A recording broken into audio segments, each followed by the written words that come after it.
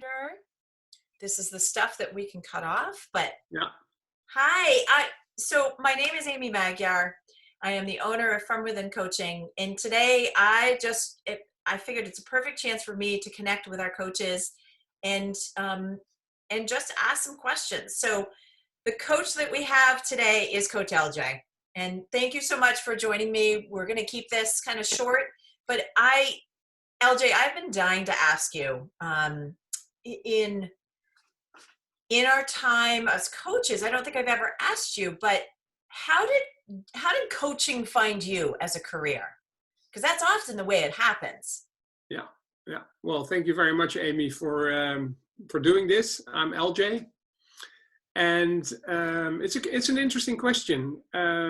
It's also the kind of question that I like to answer with the following. I have been in sales all my life, and I love meeting new people.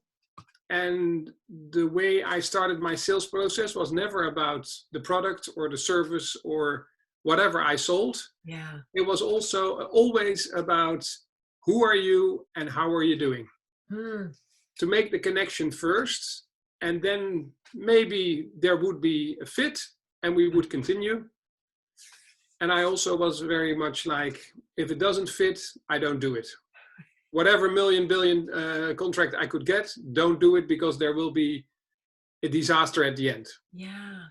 And then, so I did that for quite a long time, like say 20, 25 years. And I did everything from like the bottom of the ladder to up to the ladder. So I did all the levels. Yeah. And then I woke up one day and I said, well, no, I'm not going to do this for the rest of my life. But what is it then next?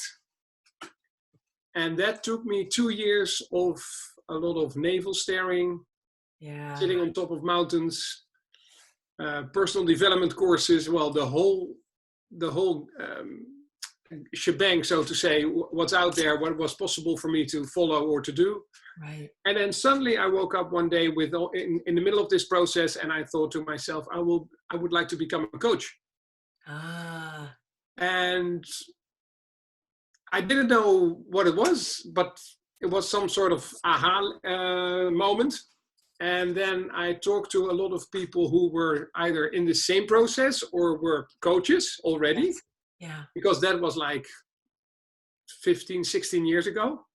So that's quite a while ago. And then it was like in its mere infancy. Right. And that's where I did a postgraduate on coaching and on career coaching. And yeah, that's how it found me. Yeah. Yeah.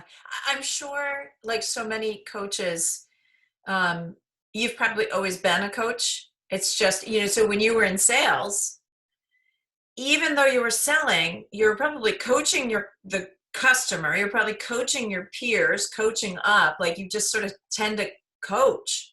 Maybe we didn't know what that language was as we were doing it, but it's so interesting. So I'm not surprised you had a light bulb moment, but I'm not sure that it was just kind of like when people talk about how long it takes them to get famous. You're not famous overnight. It's lots of sweat and, those kind of things. And my gut says is that what it was perhaps is that you gave yourself permission to potentially do this or to put this in the focus, because coaching is different than sales. Sales is, ROI, and this is what we know, and and tangible, right? And we can stack the things up.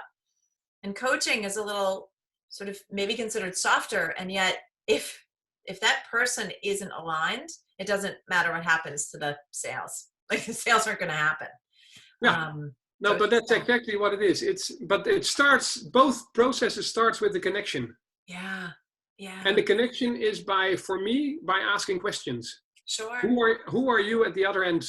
Yeah, who am I to judge you? That's not in play. Sure. To be as blank as possible and ask, okay, who are you and why are you here? Yeah. Wow. I'm excited that you're here as a part of From Within. Yeah. I love it.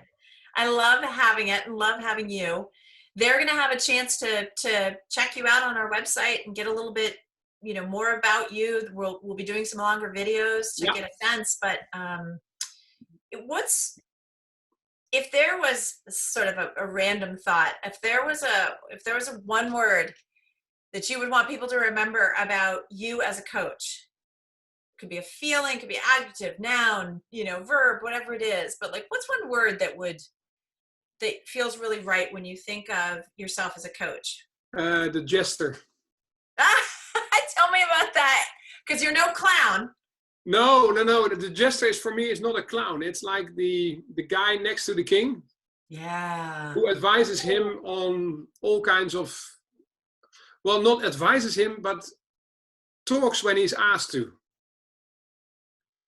And that's, I think, also within coaching. It's not, because it's not my show. Yeah. It's the other person's show. And I'm here only to help. Right. By asking the questions. And there might be a moment where he or she asks me, so what would you do? Or how would that look like for you? Yeah. And then I may put out some advice or some theories. And that's it. I love it. But I like humor in it. Yeah. So that's why I like the jester, because I'm not a guy who's like, It doesn't work for me. No, it doesn't work for me either. It doesn't. Life's too heavy for that. I think that's one of the challenges when we're looking inside, is that we get so heavy on ourselves. And I think the beauty of coaching is that we can often help our clients pull them up and out. So yeah, I love it.